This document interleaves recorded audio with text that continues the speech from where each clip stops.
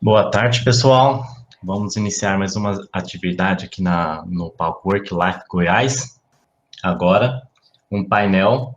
Então, eu convido aqui Lucas, William, Ana e Ruth. A Ana está com alguns probleminhas técnicos, mas já vai entrar com a gente também, tá bom? Então, eu agradeço a participação de todos. Fiquem à vontade para iniciar a atividade, pessoal. Muito obrigado. Aí, obrigado, Everton.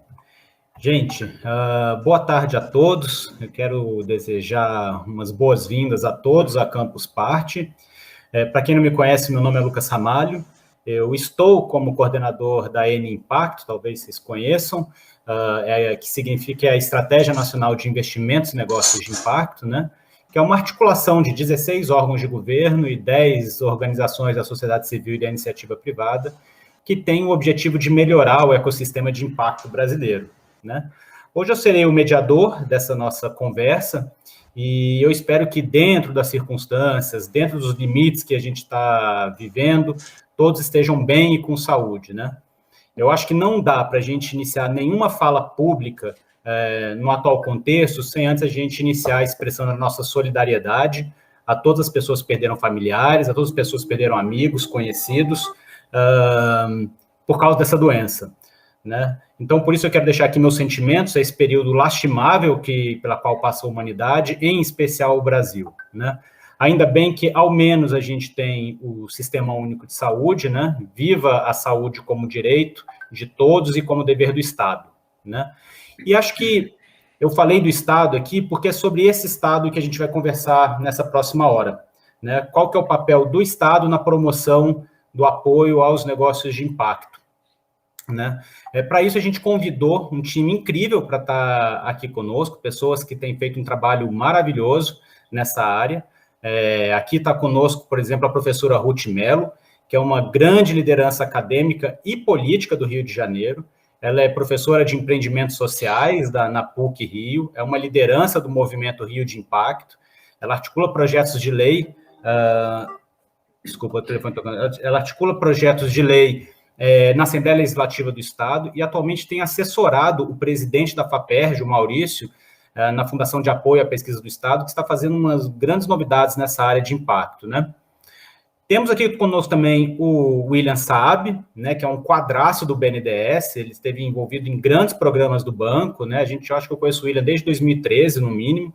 A gente se conheceu na estruturação de programas de políticas de fomento à produção orgânica e agroecológica, lá com Ecoforte, né?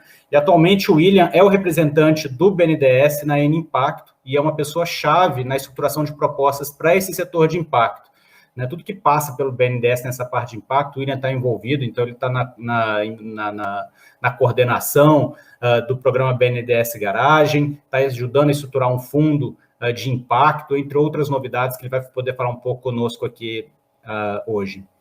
E, por fim, chegou agora a Ana, né? Bem-vinda, Ana. A Ana Heloísa Moreno, eu acho que a gente se conhece pelo menos há uns 15 anos, né, Ana? Acho que a gente se conheceu lá no movimento estudantil, na UNB, na luta pela universidade socialmente referenciada, lá no movimento Extramuros. A Ana fez mestrado no Reino Unido com empresas sociais, né, e hoje ela está representando o Ministério da Cidadania e liderando o eixo 2 da Eni Impacto, né, que é o eixo de aumento de negócios de impacto. Então, tem feito um excelente trabalho, é uma satisfação estar aqui com vocês. Bom, gente, muitíssimo obrigado por todos estarem aqui, por vocês estarem aqui conosco conversando, por vocês estarem aqui conosco nos assistindo, uma satisfação e um privilégio poder conversar com todos vocês. Antes da gente começar a falar sobre o papel do Estado, pediram para que eu contextualizasse rapidamente o tema de impacto e explicasse o que são negócios de impacto, para a gente ajudar a colocar todo mundo na mesma página nessa conversa. Então, bem rapidamente, assim, o que são negócios de impacto? Negócios de impacto são empresas que ajudam a resolver uma questão social ou ambiental por meio do seu modelo de negócio. Elas podem atuar, por exemplo, na área de moradia, na área de educação, na área de saúde, energia, meio ambiente, enfim, entre diversas outras áreas. Então, assim, isso fica, quando eu falo assim, fica muito abrangente, talvez fique difícil de entender e eu acho que é mais fácil dar alguns exemplos. Então, vou dar 3 exemplos bem rapidinho. Primeiro, Moradigna. Moradigna é uma empresa de reforma de barracos na favela. Né? A primeira questão que surge é que moradores de favela não têm dinheiro para reformar seus barracos. Então, como é que tem uma empresa especializada nisso? Ela funciona a partir de parceria com bancos, né? Então, permite o pagamento dessas reformas por meio de boletos para uma população que é desbancarizada. Ela faz parceria com lojas fornecedoras de materiais de construção, então consegue materiais mais baratos. Ela usa projetos pré-prontos, né, que não são customizados, que têm menor custo com a equipe de arquitetura e engenharia, e usa a mão de obra dos próprios beneficiários sempre que possível. Isso deixou a empresa viável e ela já reformou vários barracos da favela sem a ajuda do Estado, né? Melhorando a saúde das pessoas que são beneficiadas, porque tem menos infiltrações nas casas, tem menos problemas respiratórios, sobretudo em idosos e crianças. E isso reduz as faltas de trabalho para tratamento de saúde, seja própria ou para acompanhar os seus parentes, né?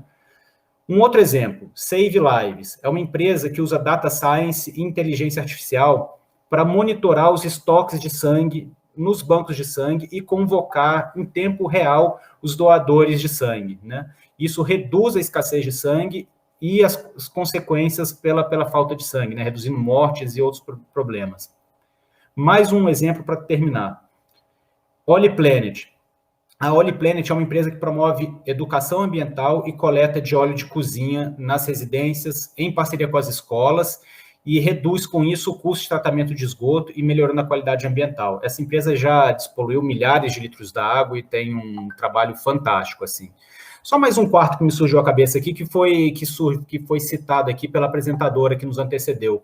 A HandTalk é uma empresa que usa inteligência artificial e uma interface para facilitar a comunicação entre surdos e não surdos, né? Então, ela traduz em linguagens de Libras, pela interface do celular, a linguagem de sinais, né? Então, é mais um exemplo de negócio de impacto. Começou com uma startup de impacto, já escalou, está indo para os Estados Unidos, hoje está fazendo aqui na Campus Party, né? Então, esses são alguns exemplos de empresas, de startups de impacto aí no Brasil, né?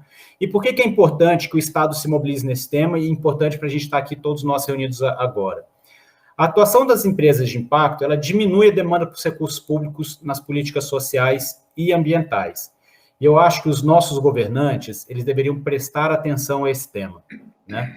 Acredito que se mais empresas como a Moradigna estivessem atuando no Brasil, menor seria a demanda por políticas de habitação e menor seria a pressão nos hospitais públicos e melhor seria também o desempenho escolar das crianças na região, porque faltariam menos às aulas, né? Ao mesmo tempo, se mais empresas como a Save Lives estivessem atuando no Brasil, menos pessoas morreriam por falta de sangue nos bancos de sangue e menores seriam os custos com saúde. E se mais empresas como a Oliplanet estivessem atuando, menores seriam os custos para limpar a nossa água. Ou seja, as empresas de impacto são benéficas para o nosso país, porque elas reduzem a pressão pelas políticas sociais, não para substituírem o papel das políticas sociais, mas para liberar mais recursos para aprimorar as próprias políticas públicas, né? Eu acho que é por isso que é importante uma política para o setor. O Estado ele pode acionar mecanismos que resultem em mais empresas de impacto ajudando a resolver esses problemas. E é isso que a gente tenta fazer diariamente na N-Impacto, né? A N-Impacto, ela pode se converter, ela tem se convertido num grande polo de irradiação de ideias, de valores e, sobretudo, de instrumentos que promovam uma economia mais justa, equitativa e regenerativa, né? Então, feita essa breve introdução, eu queria fazer algumas perguntas para os nossos convidados e dizer que aqueles que estão nos assistindo também podem e devem fazer perguntas por escrito no chat. E eu peço para os convidados que respondam as perguntas dos internautas por escrito, evidentemente não na hora que estiverem falando, né? Mas a ideia é que a gente faça 2 rodadas de perguntas, cada uma com até 5 minutos para a resposta, tudo bem? Bom, vou começar então com a Ruth. Ruth, bem-vinda, muito bom te ver mais uma vez, encontrar aqui. Eu queria... O Rio de Janeiro, ele criou recentemente uma política estadual de investimentos e negócios de impacto. Eu queria saber de você por que o Rio criou, né? Por que um estado criou uma política como essa? E o que vocês pretendem fazer com essa política, né? E se você pudesse contar um pouco do que vocês estão fazendo também. Muito obrigada, Lucas. Aqui me compadeço com a mensagem aí para as famílias enlutadas nesse momento tão difícil, né, de pandemia, e de uma certa omissão, né, dos entes federativos, principalmente, peço aqui licença para me posicionar também, do governo central, porque o Brasil, historicamente, né, eu sou cientista política, o Brasil, historicamente, tem muita força do poder central, da União, então a gente sentiu essa ausência. Mas estamos aí, para quem sobreviveu, a gente tem aprendizados aí para não esquecer. É um prazer estar aqui com vocês, que gente tão seleta no nosso campo. Nós somos mais do que onde atuamos, nós somos também militantes, porque, como o Lucas explicou e deu exemplos aí importantíssimos para a gente entender melhor. Às vezes a gente tem que desenhar do que a gente está falando, né? Que é um campo muito próximo do terceiro setor, na verdade ele está dentro do terceiro setor, né? Mas que está ressignificando o seu modelo de negócios para não depender, né, de doação, de filantropia, de dinheiro incentivado.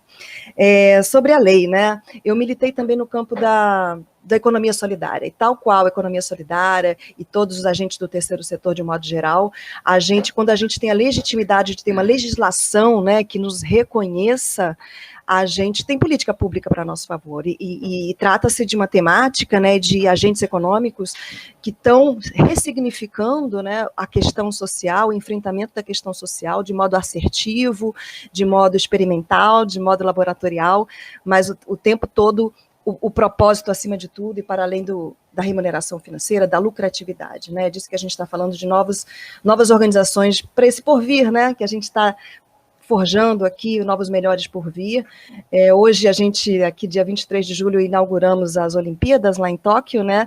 E o nosso guru, que mais de 40 anos está com esse tema para si, Muhammad Yunus, foi lá reverenciado, né, Lucas, né, Ana, William, muito bacana, e a gente tem outros atores aí importantes a nível internacional, a gente sabe que às vezes, né, santo de casa não faz milagre, a gente tem ótimos exemplos aqui, como o Lucas levantou, mas a gente tem esses expoentes, né, a Greta, Muhammad, o próprio Papa Francisco, né, que todo esse movimento de economia de Francisco e Clara, e autores, né, como a Kate do Economia Dunnett, então a gente não falta interlocutores para a gente reforçar isso aqui em nível nacional.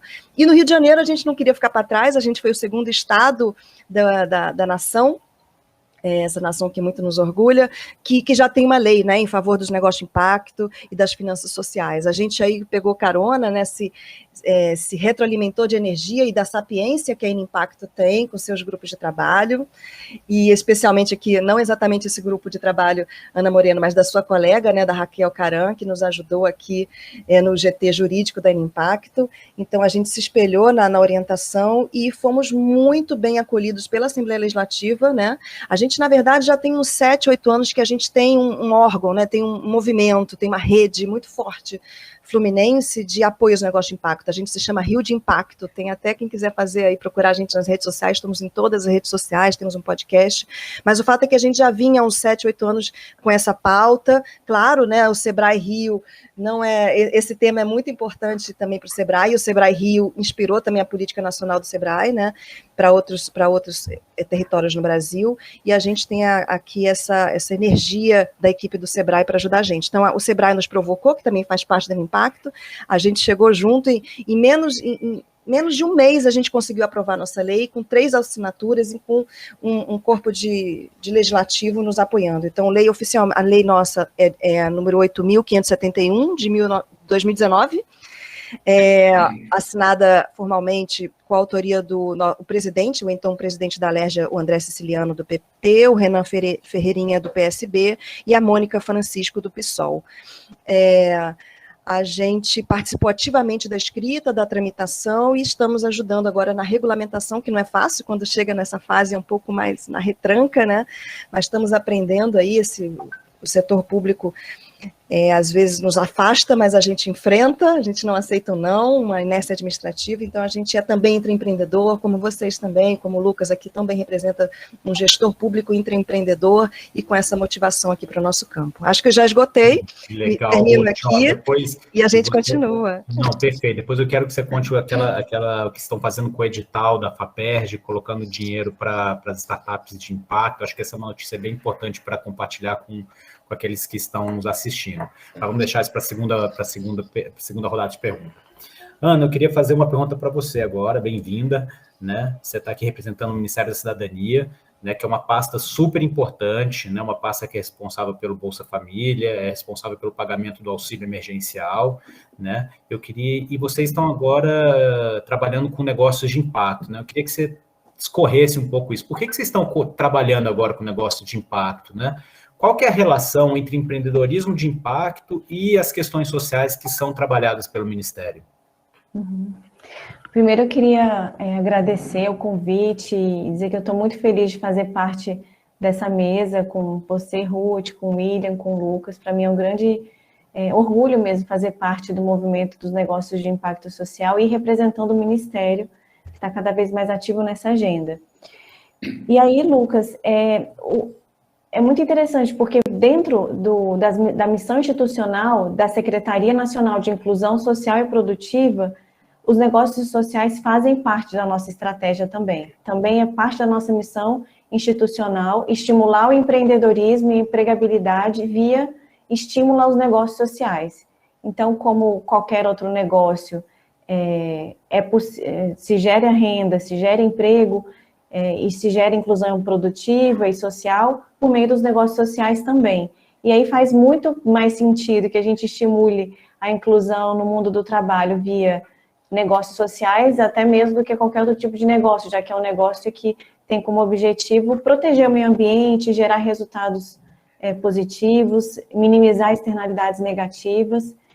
E não só os negócios sociais de forma ampla fazem parte da nossa missão institucional, mas também o estímulo e o incentivo às finanças sociais e sustentáveis, também o acesso ao microcrédito, também o apoio às incubadoras e às aceleradoras. Então, a gente percebe que a agenda da Impacto está muito integrada com a agenda do Ministério da Cidadania. E para a gente é uma forma também de deselitizar um pouco os negócios sociais e trazer para a população que está na base da pirâmide a oportunidade de trazer o seu negócio, que muitas vezes já é um negócio de impacto social, mas que não tem esse nome, porque as pessoas não sabem que tem esse nome, mas que eles já estão, sim, fazendo bem para o meio ambiente, como, por exemplo, a situação dos catadores de materiais recicláveis, que muitas vezes já estão envolvidos nessa pauta. Então, por isso que é tão importante para a gente estar envolvido nessa pauta inteira de negócio de impacto social. Perfeito, perfeito. Muito bom, Ana.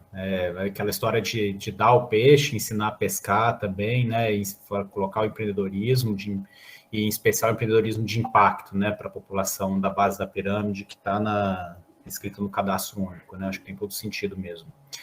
Sim. William, satisfação te ver aqui mais uma vez, né? Se encontrar mesmo que intermediados por uma tela, né? Mas bom te ver. Eu queria que você falasse um pouco sobre o papel do BNDES, né? A gente sabe que o BNDES ele financia o desenvolvimento social e econômico do país, e recentemente vocês organizaram um evento, acho que foi semana retrasada, que foi muito interessante, eu pude acompanhar, e esse evento ele contou com a presença do presidente do BNDES e de toda a diretoria do banco, né? O que me marcou foi que nesse evento foi colocada a importância do empreendedorismo de impacto para o desenvolvimento social e econômico do Brasil, né? Eu achei isso muito significativo e queria te convidar para falar um pouco sobre isso. Como é que você está vendo esse movimento no banco e como é que você vê o papel do empreendedorismo de impacto no processo de desenvolvimento econômico e social do Brasil? Perfeito, Lucas. Primeiro, boa tarde para todos.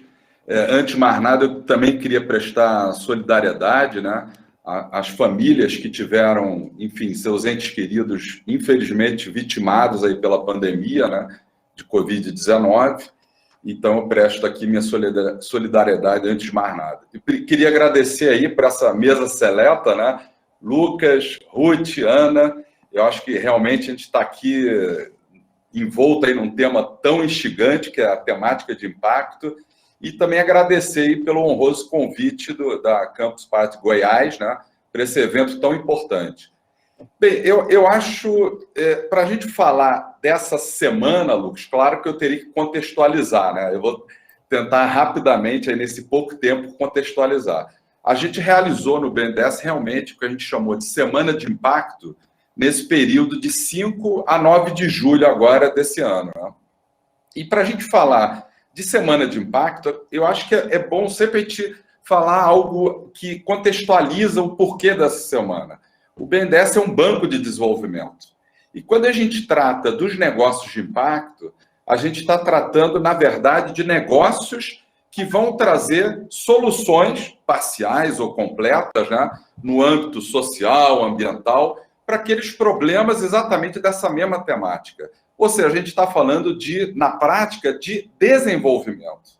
A gente está falando de você ter a estruturação de negócios que vão provocar uma transformação daquela realidade social e ambiental que hoje tem um problema. Então, a gente entende que isso é um campo, inclusive, próprio de atuação de um banco de desenvolvimento. Ou seja, um banco de desenvolvimento não pode renunciar a atuar numa agenda de impacto. Faz parte da própria natureza de um banco que se propõe exatamente a engatar ou estimular, fomentar o desenvolvimento do país. Então, aquela semana, na verdade, a gente tentou trazer 3 frentes, né? O banco está cada vez mais engajado nessa agenda de impacto, né? Mais à frente eu pretendo ainda falar de 2 iniciativas que o banco está levando avante, né? E naquela semana a gente tratou, então, de empreendedorismo e negócios de impacto, trouxemos diversos palestrantes para exatamente tentar impulsionar e estimular, não só internamente, mas externamente, aquele pessoal que venha se dedicar a essa agenda. Trouxemos também um painel para tratar de inovação aberta, que também, quando a gente está falando de impacto, a gente também está trabalhando, de certa maneira, questões relacionadas à inovação aberta. E fizemos também um terceiro painel, não menos importante, para tratar de algo que é muito importante atualmente, que é o intraempreendedorismo no setor público. E a gente teve aí a felicidade, agora no meio do ano, né, de ter tido a edição da Lei Complementar 182, agora acho que em junho, né? E essa Lei Complementar 182, ela traz exatamente o novo marco legal das startups e do empreendedorismo inovador. Então, é uma grande chance que o setor público tem para também inovar e, quem sabe, ter aí contratações mais céleres, e até diferenciadas de startups de impacto. Ou seja, a lei trouxe aí uma grande brecha, um grande espaço para que o poder público possa exatamente trazer mais inovação, contratando startups para alguns problemas previamente determinados. E, claro, não menos importante, a gente aproveitou essa semana também para lançar 2 grandes iniciativas que, de certa maneira, concretizam e dão efetividade a esse compromisso do BNDES com a agenda de impacto. A gente lançou nessa semana de impacto, né, o programa BNDES Garagem, de aceleração de startups de impacto, né, que teve a chamada pública lançada nessa semana, né? Mais à frente eu posso comentar um pouquinho, né?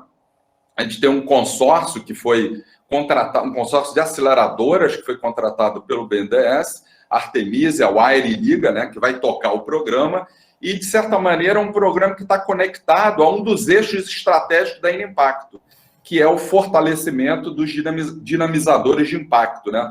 Anteriormente chamado organizações intermediárias. E também a gente quer também estimular um outro eixo da Inimpacto, aliás, 2 outros eixos, né? Que é o próprio aumento, né, da quantidade de negócios de impacto e o próprio fortalecimento do ecossistema de impacto. Então, isso foi um primeiro grande produto que a gente lançou na Semana de Impacto. E também lançamos na mesma semana, eu diria que de uma forma até pioneira, inovadora, uma chamada pública para a seleção de fundos de investimento em participações de impacto. É a primeira vez que o BNDES lança fundos de investimento em participações, não é a primeira vez. Agora, você lançar fundos de investimento em participações voltados para a temática de impacto, e a chamada pública, ela objetiva selecionar até 3 fundos, né, de investimento em participações de impacto, e isso sim é algo inovador. O banco nunca tinha lançado FIPs, né, que são os fundos de investimento voltados para a temática de impacto. Então, a gente, na verdade, quis carregar nessa Semana de Impacto uma série de iniciativas assim, de estímulo e de impulsão para essa agenda de impacto e dar concretude com esse lançamento desses 2 produtos, que acredito que mais à frente aí eu possa falar um pouquinho mais. Então, essas foram as novidades assim que, de certa maneira, engajam de uma forma definitiva o BNDES de forma efetiva nessa importante agenda de impacto, de estímulo ao ecossistema de impacto, que o país precisa tanto. A gente ainda tem muitos problemas sociais, ambientais e de outras naturezas, né? Infelizmente, mas, ao mesmo tempo, a gente tem hoje uma natureza de solução possível, que é exatamente a solução através dos negócios de impacto. E o BNDES acredita nessa agenda e se engaja cada vez mais efetivamente nessa agenda de impacto. Não, sem dúvida, William. Acho que isso que você falou é importantíssimo. Assim, um exemplo de engajamento definitivo do BNDES é o fato de todos os diretores e o presidente estarem falando sobre essa temática, que até uns anos atrás era completamente desconhecido, né? Era muito nichado. Agora você vê uma questão se tornando cada vez mais consolidado, esse posicionamento dentro do banco. Foi muito legal ter trazido um representante do Big Society Capital, né, lá do Reino Unido, para conversar, para dialogar, trocar experiências, né? Você sabe, mas talvez os internautas não saibam, o Reino Unido tem um banco de atacado só destinado para investimento de impacto, né, que é o Big Society Capital, né? Então foi muito bom ver essa troca acontecendo nesse diálogo de tão alto nível envolvendo o BNDES, né? Eu acho que você toca num ponto que eu acho que é fundamental e vale a reflexão, e eu acho que dialoga muito com as pessoas que estão nos assistindo aqui, que é o Marco Legal de Startups, né? O Marco Legal de Startups definiu as startups ali como aquelas empresas que têm até 10 anos de existência, faturamento de até 16 milhões e que trabalham basicamente com algum tipo de inovação, seja no produto ou no serviço, né? Ou seja, a configuração, a definição de startup trazida pelo Marco Legal, eu arriscaria dizer que atenderia 95% do público dos negócios de impacto, né? Então, aqueles benefícios que estão previstos na lei, né, de benefício de facilidade de compras públicas, possibilidade de abertura de SAs, e entre outros benefícios que ali estão presentes, a gente tem que estudar isso mais a fundo, que eu acho que dá para direcionar tudo isso para os negócios de impacto, para as startups de impacto que estão participando, né? Então, acho que é bastante estratégico, foi bastante significativa essa mudança, eu acho que bom que você trouxe esse tema para cá também. Bom, gente, dando continuidade, Ruth, você não falou sobre a questão do edital de que vocês estão lançando lá na FAPERJ, que eu acho que é fantástico, era super legal compartilhar isso com as pessoas que estão aqui conosco, né? Então, se você pudesse falar um pouquinho sobre esse edital que vocês vão lançar, como é que está o pé disso, e queria te ouvir também sobre uma curiosidade da sua vida, assim, eu acho que você é professora da PUC e você leciona empreendedorismo de impacto, né, então você está bem na ponta, né, assim, você tem uma percepção muito privilegiada sobre essa temática. Eu queria saber de você, como é que você tem visto o interesse dos alunos e dos empreendedores nessa temática ao longo dos anos, né? Você acredita que o empreendedorismo de impacto ele é uma tendência no sentido de que vai crescer e se tornar o novo normal, assim? Quer dizer, todas as empresas vão pensar em impacto além do lucro? Ou você avalia que ele deve continuar sendo um nicho, né? Vai ser a coisa de alguns poucos empreendedores que trabalham com isso. Como é que você vê essa questão? Ótima pergunta, obrigada. Bom aqui ouvir a Ana, o William também. Além do BNDES, a gente também espera outros órgãos, né? Outra Caixa Econômica, a Fundação Banco Brasil, que já faz um trabalho lindo com tecnologias sociais, a FINEP também, que fica aqui no Rio, mas que é um órgão, uma agência de fomento nacional, a gente espera que ela também chegue junto com esse campo, e empresas como a Petrobras e por aí vai, né? Além de falar da questão das compras públicas, né? Mas a gente sabe que o Impacto está pautando isso, ou sorte nossa de ter gente tão capacitada nos representando aí como empreendedores de governo, né? Ana e o Lucas. A FAPERJ tem feito a sua vez. O William também. O William também, desculpa, porque ele é professor do meu curso, para ele já é de casa aqui, desculpe, o William também. BNDES. A FAPERJ, a gente está com o segundo edital exclusivo para negócio de impacto socioambiental positivo, com esse nome e sobrenome, para a gente já começar separando o joio do trigo, porque como ficou, né, buzzwords, um tema aí que está muito em voga, está dando ibope, é importante que a gente também demarque espaço e lembre qual é o nosso diferencial para não atrair o tal do impact washing, né? Desculpa pelo anglicismo, mas são aquelas pessoas que fingem que são e que, na verdade, estão só performando para o marketing, né? Mas eu peço... Então, a gente está com esse edital já aberto, Lucas, até o dia 26, segunda-feira, meia-noite, a gente está recebendo propostas, são 5 milhões de reais para o ecossistema fluminense, não só para entidades, para organização, para negócios de impacto, efetivamente, né, que assim já se posicione, que já esteja faturando, já tem cliente, já tem que ter algum nível de maturidade, mas também para entidades dinamizadoras, esse termo tão bacana, aquele impacto, e a Sheila, né, a nossa querida Sheila, secretária de Ciência e Tecnologia de Goiás, também ajudou a cunhar, e que faz muito mais sentido do que só falar entidade de apoio, né, ela dinamiza, ela é multiplicadora, é um sujeito coletivo. E é desse sujeito coletivo que eu respondo também, Lucas, sua segunda pergunta, não só como professora da PUC-Rio, que muito me honra, essa universidade confessional, não é privada, ela é comunitária, é uma chancela que a gente ganhou aí no Congresso, é uma lei que nos diferencia, não é só mais uma privada, uma particular, ela tem uma função social também a resguardar, e a gente está falando disso aqui, né, dos atores que têm um compromisso com a sociedade.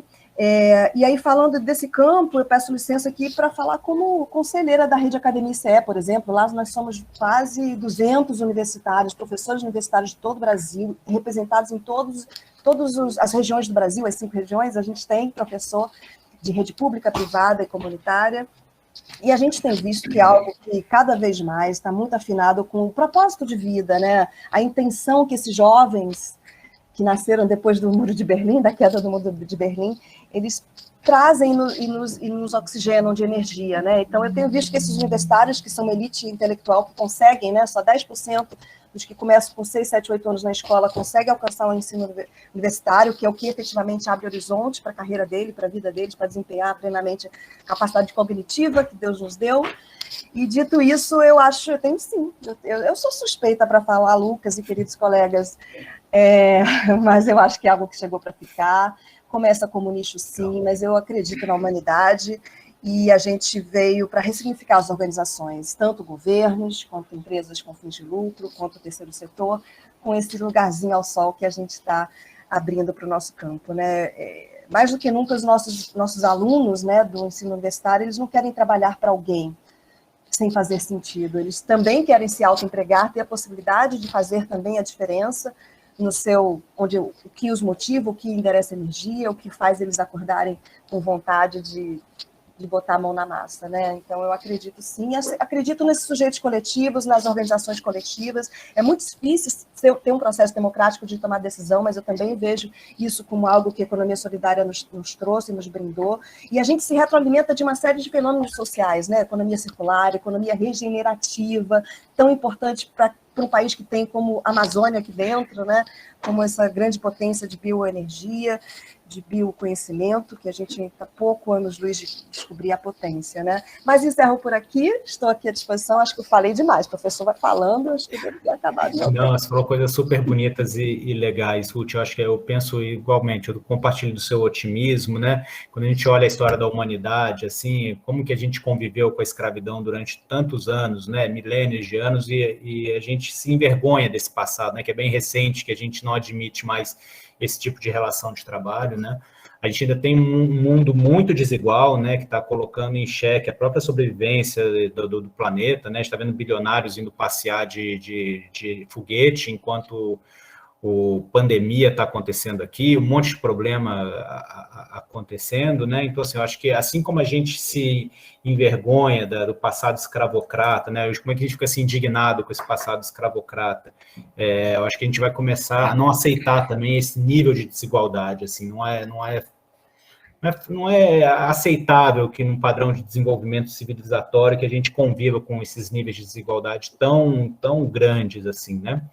E com padrões de produção poluentes, né? Acho que a gente não vai aceitar mais empresas poluidoras como tem, né? Tem estudos que mostram que se o custo de recuperação ambiental fosse cobrado no preço dos produtos, várias empresas ficariam inviáveis, né?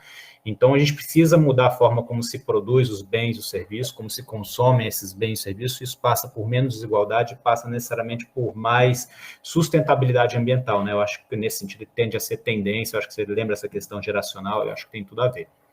Mas vamos lá, assim, dando continuidade, eu queria voltar para aquele tema que a Ana colocou sobre o papel do Ministério da Cidadania estimulando o empreendedorismo de impacto, né? Sobretudo junto às pessoas mais pobres que estão inscritas no cadastro único.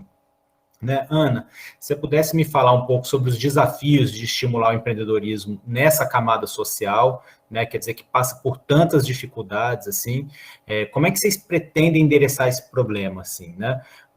Se você pudesse falar um pouco do Superare, como é que se pretende passar esse conteúdo por meio de uma plataforma acessível, que é o WhatsApp, né? E sobre como é que a ideia de conceder o microcrédito para essas pessoas no cadastro único, que você mencionou, assim, como é que a gente está pensando em fazer isso? Se você pudesse compartilhar um pouco conosco, que eu acho que essa ideia é fantástica, ela tem potencial de fazer transformações reais na vida das pessoas. Bom, começando lá pela primeira parte da pergunta, né, sobre as dificuldades. Uma coisa que eu acho que é bem interessante a gente pontuar, Lucas, é que a própria política pública, ela tem avançado para fazer um casamento entre as políticas de inclusão no mundo do trabalho e as políticas de assistência social. Então, cada vez mais o Ministério tem se desenvolvido no sentido de aceitar e tirar o peso de quem empreende, mesmo estando na base da pirâmide. O que eu quero dizer com isso? Que as pessoas que estão no cadastro único, muitas vezes elas trabalham, elas têm seus empreendimentos, mas elas têm medo de reportar isso por medo de ter o seu benefício, quando elas são do Bolsa Família, cassado. Então, isso é uma coisa importante para a gente saber. Então, esse ponto, ele é relevante, e aí eu queria já dizer que existe uma regra de permanência no programa Bolsa Família, então as famílias podem se manter no programa, mesmo que elas tenham uma variação de renda por 2 anos, desde que esse limite de variação seja até meio salário mínimo. Então, uma dificuldade que a gente tem existe uma invisibilidade sobre o público que está no Bolsa Família e que empreende, por conta da informalidade e porque eles têm medo de aparecer, de dizer que tem negócios, né? Então, alguns dizem que tem, mas são informais, e para a gente, enquanto governo, é difícil a gente saber que tipo de negócio que onde que eles estão, e aí a ajuda fica mais difícil. Então, é importante, assim, para todo mundo que é de governo, cada vez mais internalizar essa visão não culpabilizadora das famílias e agregar cada vez mais as políticas de trabalho e emprego nas políticas de assistência social. Então, isso é uma questão. A outra dificuldade que a gente enfrenta, eu acho que é da própria maturidade mesmo das políticas do Ministério, com relação ao empreendedorismo. Eu acho que para a gente que é Ministério da Cidadania, também é muito novo o tema do empreendedorismo.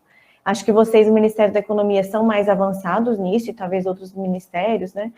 Mas para a gente ainda é muito novo.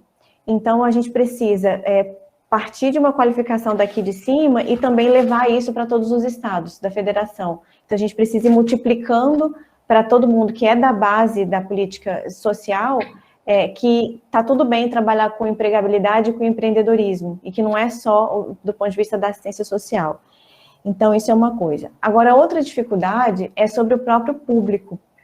É difícil levar a linguagem do empreendedorismo para esse público, porque a própria linguagem ela é complexa, tem muito anglicismo, tem muito termo que não é de amplo conhecimento. Existe uma linguagem própria, né? Como se fosse uma linguagem de comunicação da tecnologia, que tem a sua linguagem própria. Então, a gente precisa quebrar essa barreira.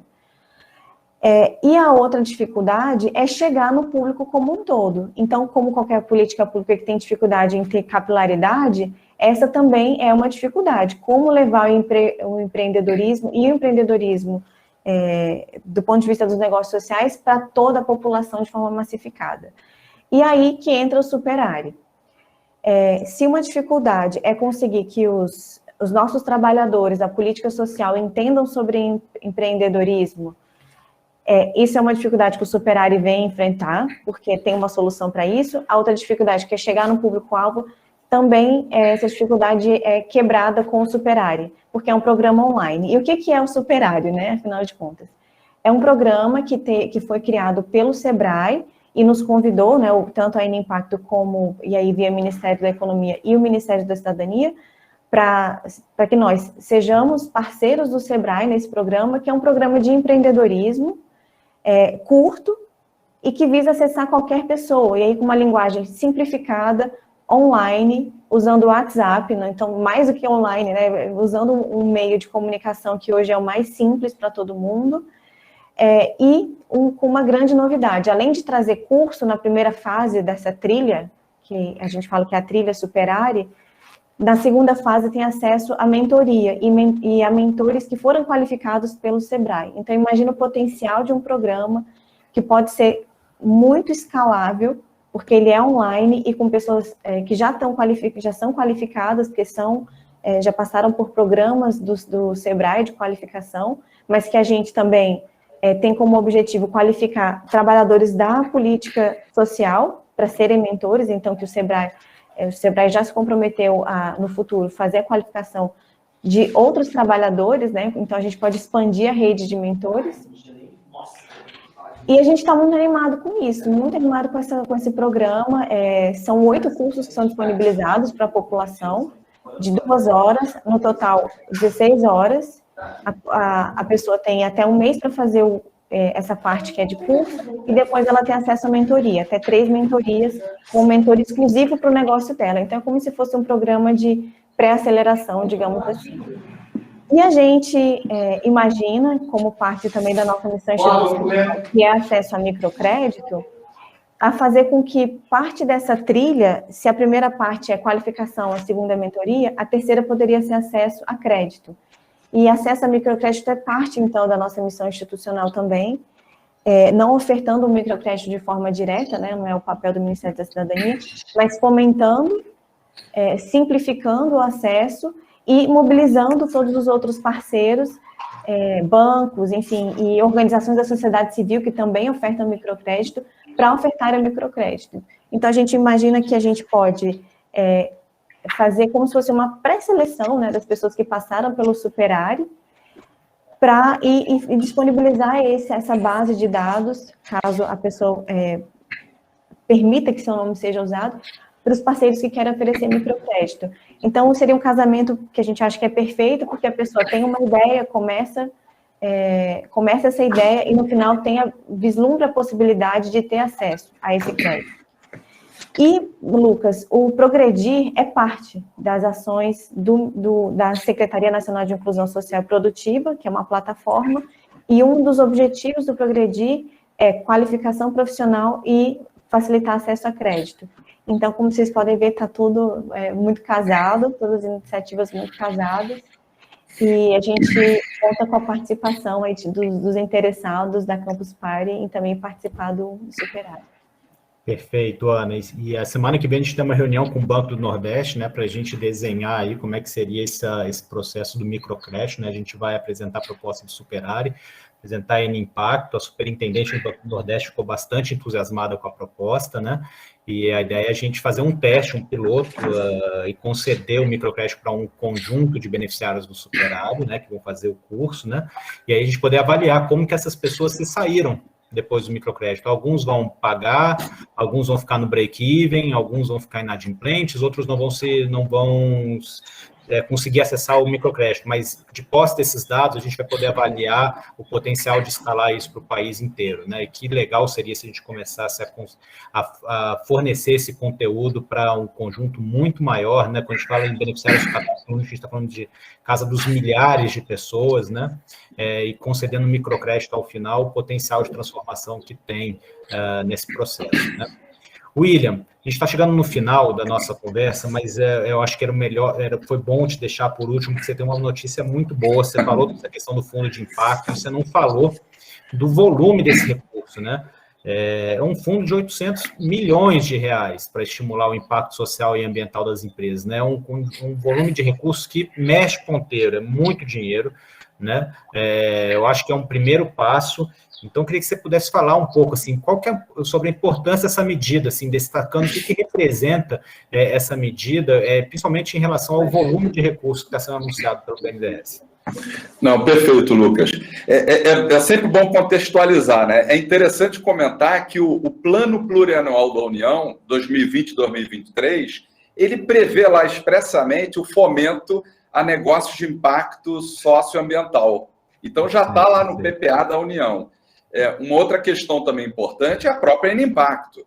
Então, eu vou destacar três eixos dela para a gente situar isso que a gente acabou de lançar. Um é o eixo que trata do aumento de negócios de impacto, o outro do aumento do volume de recursos para negócios de impacto, e o outro que trata dos dinamizadores de impacto, aceleradoras, universidades, etc. Né? E eu até destacaria também uma coisa importante, a estratégia de longo prazo do BNDES, ela prevê, eu não vou aqui exaurir, mas só destacar 2 pontos, ela prevê o desenvolvimento da sua missão socioambiental e ela prevê também o desenvolvimento e fortalecimento do mercado de capitais. Então, nesse contexto, e lembrando que o BNDES participa da Enimpacto, aí até elogio aí a atuação do Lucas, né, que a Enimpacto vem realmente fazendo diferença no país, a gente tem que realmente homenagear, porque ela é uma política pública. Então, falar de política pública, a gente está falando da Enimpacto, é uma estratégia para a temática de impacto, e o BNDES vem participando dela desde o início, lá desde 2018. Então, o que a gente resolveu lançar? Bem, está na hora agora do banco realmente trazer coisas concretas. Então, a primeira medida é que a gente fez no dia 8 agora de julho, né? Essa chamada pública foi lançada para a seleção de até 3 fundos de investimento em participações de impacto, sendo 2 fundos que a gente está chamando de FIP Impacto MPME, que são fundos de investimento para aquelas startups com receita de até 90 milhões ano, né? E um outro que é o FIP Impacto Livre, para startups que tenham qualquer tipo de receita operacional bruta anual. Qual é a ideia? Nos 2 fundos de investimento MPME, micro, pequena e média empresa, a gente está colocando, são 2 fundos, para cada um dos 2 fundos, 200 milhões de reais de capital comprometido alvo mínimo. Então, a gente já teria aí 400 milhões. E no outro FIP, que é o FIP Impacto Livre, que aí é para qualquer startup, com qualquer receita bruta anual, a gente está colocando uma meta de capital comprometido alvo mínimo de 400 milhões. Então, totaliza aí uma possibilidade de oferta de capital, não só do BNDES, é bom colocar isso, que isso é muito importante. O BNDES vai participar com 25%, e o restante virá do setor privado. Então, a gente está falando de fundos privados que, em conjunto com o BNDES, que vai alocar 25% desse capital, então a gente tem uma conjugação virtuosa, eu diria, de capital público, BNDES, e capital privado, num total de 800 milhões de reais, para você, então, prover uma das pontas do ecossistema de impacto. São os ofertantes